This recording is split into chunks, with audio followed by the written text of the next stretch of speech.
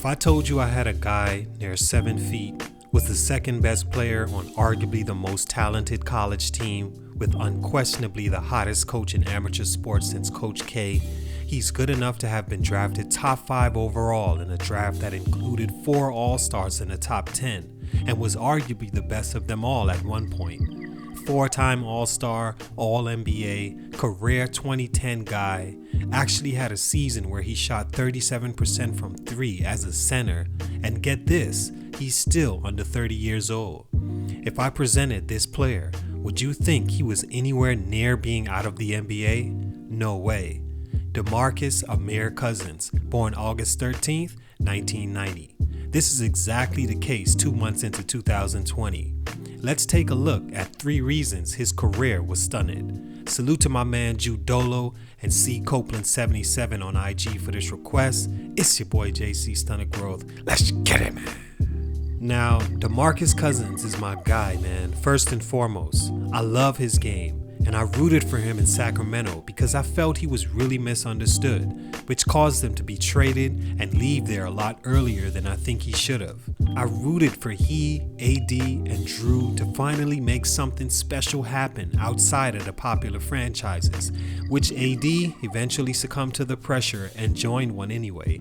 I also hoped he found a niche in Golden State's super team and finally redeem himself and at least win a title. He didn't, then joined the Lakers. We all know how I feel about LeBron, so there's just no way I was rooting for him at that point. But where he finds himself now is truly unfortunate and shocking. Cousins is from Mobile, Alabama, and was everything you could want to be in high school. He was all everything and participated in all the All-American tournaments his senior year. He first committed to University of Alabama, Birmingham, then decommitted and followed Coach K from Memphis to finally Kentucky when Cal got the job there. He and John Wall were to become the faces of college basketball that year as the perfect match of point guard and big man. They also had fellow Alabama native Eric Bledsoe. The trio made it to the Elite Eight, where they were defeated by West Virginia. He averaged 15, 9, and 2 blocks a game in just 23 minutes as a freshman. Stunt number 1, overwhelming conduct issues. When I first began following Demarcus, it was clear that he would struggle in the league with his attitude. But there's a very thin line when approaching this feeling, because on one side, I love the fire, toughness, and bully nature of big men. It's exactly what I prefer my bigs to be. I'd take a bully nature over a passive-aggressive, seemingly mentally weak Joel Embiid any day. On the other side, if that attitude isn't correctly channeled as a pro, it can hurt your team, career, your pockets, and most importantly, your life, which we'll talk about later. Demarcus had the right amount of toughness and fire in him.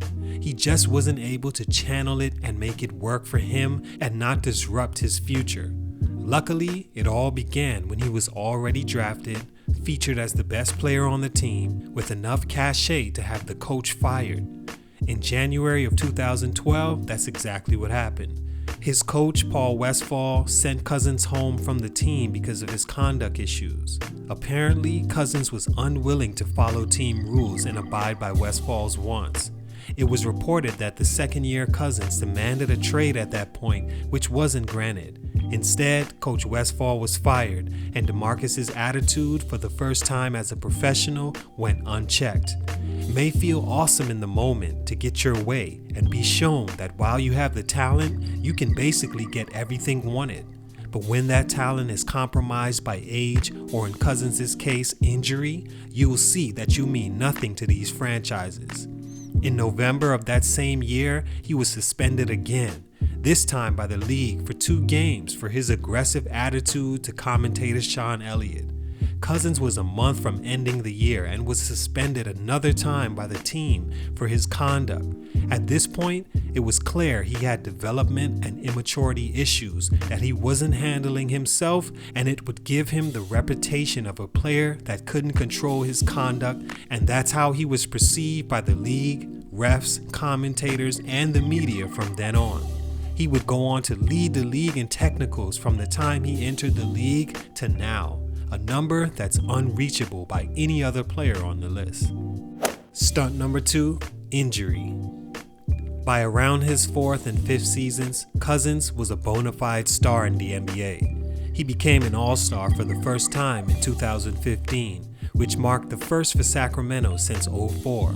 He was a 2010 guy for the next 6 years of his career, racking up all-stars in that span and averaging a career-high 27.8 points a game in 16-17, career-high 12.9 rebounds a game in 17-18, and shot a career-high 37% from 3 in 16-17 as well. In this span, although he had attitude issues, he was clearly the best big in the league, but was traded to the Pelicans mid-season in 2017-18. I didn't like the fact that he was traded, but I liked the move to where he was going because it took some pressure off him down low and allowed he and AD to be able to lurk around the three-point line for open shots. He fit perfectly in that system, city, and group of players. On January 22, 2018, Cousins had a video game-esque 44 points, 24 rebounds, and 10 assists against the Bulls. Numbers we'd be accustomed to seeing from him in New Orleans. He was playing great at this point in his career, and besides his attitude and small injuries here and there, he was a definite max contract player. A contract he was set to receive just months later. He would never see that deal. Just 4 days later, he ruptured his Achilles in a game against the Rockets while hustling for a missed free throw rebound. This would be the beginning of his injury trouble that years later he still hasn't recovered from. He would sign a mid-level exception with Golden State and a year after made his debut for the team. He fit well with the star-studded group, but that all came to an end when he tore his quad in Game 2 of the 2019 playoffs. He returned in the finals against the Raptors, but the team just didn't have enough to win it all. In the offseason, Cousins took an offer from the Lakers for 1 year. Then, while playing pickup ball, he tore his ACL. He hasn't played a game for them in 2019-20 and was recently waived by the team to make room for Markieff Morris. Stunt number 3, when it rains, it pours. I'm gonna ask you this one more time. Go shoot the ball. Go shoot the ball. Can I have my son? Can I have my son here, Chris? No, he's not coming. Say less.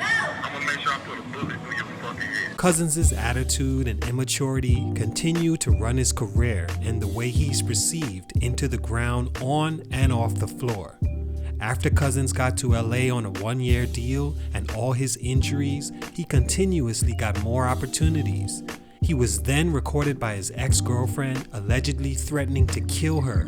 It all started with her not allowing Cousins' son to attend his dad's wedding, which is foul and petty, but as a guy at that point of life and career he was at, he has to know better, especially doing it over the phone with a woman you know is out to get you. Just shows your lack of self-control and obvious maturity issues. The charges were eventually dropped, and for the most part, Cousins has been great ever since off the floor and on social media. I think it's a bit unfortunate how Cousins is viewed by the league, but sadly, it's all self-inflicted. To me, he can clearly be the best big man in the game with his size, toughness, unselfishness, and ability to shoot the ball. But he missed important development stages in his childhood attitude-wise that cost him an important part of his future. On top of that, he's had 3 of the worst injuries you can have as a basketball player. I hope he comes back to playing at a high level, and I hope a championship contender gives him an opportunity because I really think he can still be an asset to a team going forward. He's one of my favorite bigs maybe ever, and I'm truly wishing he gets it all together and continue to be productive on and off the floor. Salute to him. I'm excited to see who's going to pick him up. I'm sure he's going to be hungry and ready to go. It's your boy JC Stunted Growth, and I'm out. Salute to everyone that made it to this point of the video. I want to let you special guys know that I'm going to be doing a special giveaway. This is only for my subscribers, so if you haven't, please subscribe to the channel and like this video. Now, here's how it's going to work. I'm going to ask you a question. You're going to answer it down in the comments. The first person to answer it is going to get a special prize. I'm not going to tell you what that prize is until the person contacts me. I send it to them, they get it, take a picture, and I'm gonna post it. Here's the question. Are you ready? Who was the first player since the 2000s began to score back-to-back 50-point games? And who was the last person to do it? Answer down below in the comments. Let me know what you think. Remember, like and subscribe to this video. Salute to y'all, man. It's your boy JC Stunted Growth. You already know. I'm really out this time. Peace.